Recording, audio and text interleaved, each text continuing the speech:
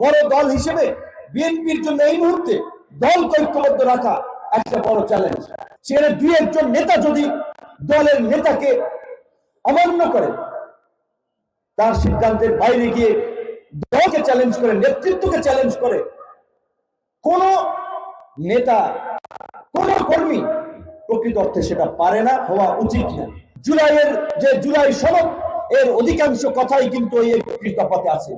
সেই 31 দফা শুধু বিএনপির 31 দফা নয়, যুবপথ আন্দোলনকারী সকল দলের একটি সমন্বিত দলিল।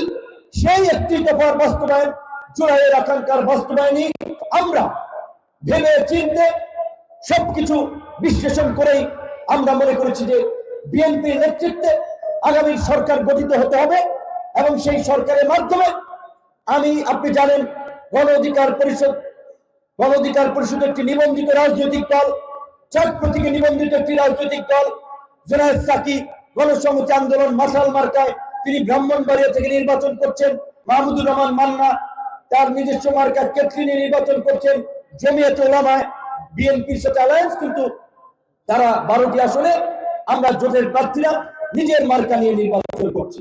তো আমি বিএনপির ভাই এবং বন্ধুদেরকে এই কথা বলতে চাই যে এখানে সজীব ভাই সহ ছাত্র নেতারা বলছিলেন যে তারেক রহমান, আমরা গুলশান অফিসে যাই, বিভিন্ন সময় দেখা সাক্ষাৎ হয়, তার চোখের ভাষা মুখের ভাষা বুঝে আমরা মাঝে মাঝে ব্যথিত হই যে বর্তমানে দলকে কিভাবে শৃঙ্খলে রাখা যায়, দলের বিজয় সুনিশ্চিত করা যায়, সেটি নিয়ে তিনি যেভাবে দিন রাত কাজ করছেন, কর্মীদেরকে নেতাদেরকে ডেকে নিয়ে কথা বলছেন।